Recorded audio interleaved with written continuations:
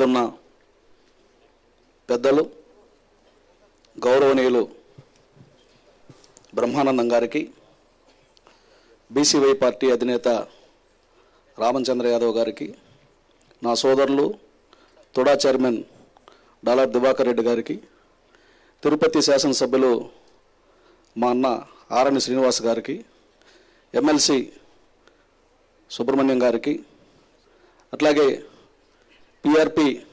PSC member, తిరుపతిలో ఎవరికి కష్టం వచ్చినా నేను ఉన్నానని జనసేన నాయకుడు చిరంజీవి పవన్ కళ్యాణ్ గారి గుండెల్లో ఉన్న హరిప్రసాద్ గారికి, అట్లాగే కొండా నరేంద్ర గారికి, బీజేపీ జిల్లా పార్టీ అధ్యక్షులు పెద్దలు సామంచి శ్రీనివాస్ గారికి, అలాగే కోడూరులో గత ఎన్నికల్లో తెలుగుదేశం పార్టీ తరపున ఎమ్మెల్యే అభ్యర్థిగా పోటీ చేసినటువంటి నరసింహప్రసాద్ గారికి, పెద్దలందరికీ పేరు పేరున నమస్కారం.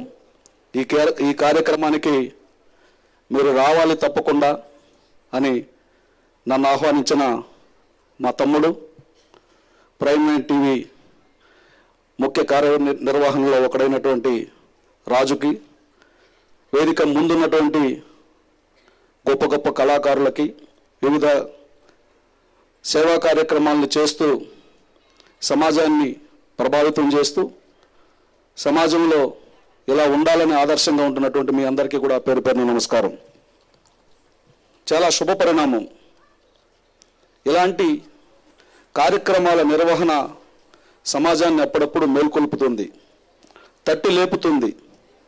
తరం మారుతున్నటువంటి, ఆలోచనలు మారుతున్నటువంటి సమయంలో మనం నడవాల్సిన మార్గం ఇది అని చూపిస్తూ ఉంటుంది.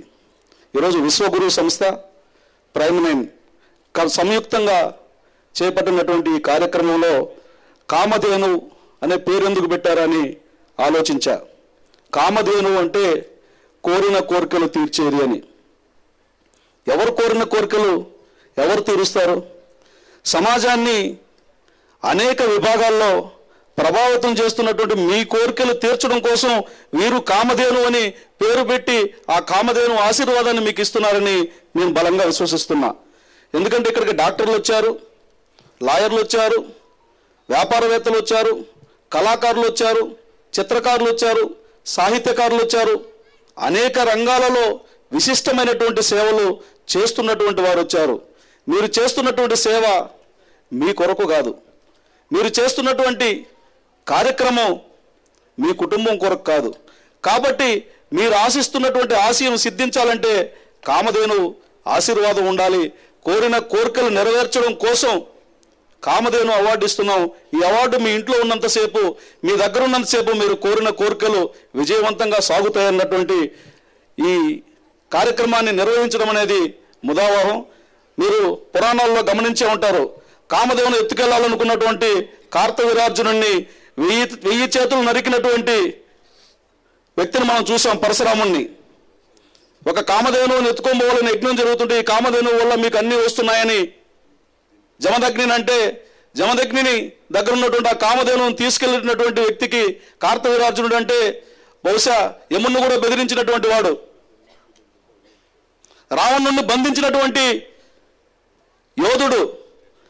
అలాంటి యోధుణ్ణి 1000 చేతులు నరికి కామధేనువుని తీసుకొచ్చాడు. అంటే కామధేను ఒకరు ఎత్తుకోకపోతే, దొంగలింపబడితే లేదా తస్కరిస్తే జరిగే పరిణామం కాదు, దాన్ని అనుసరిస్తే జరిగే ఆశీర్వాదమని పురాణాల నుంచి నేటి వరకు మనం అనుసరిస్తున్నటువంటి ప్రమాణం అది, మనం ఆచరిస్తున్నటువంటి ప్రమాణం అది.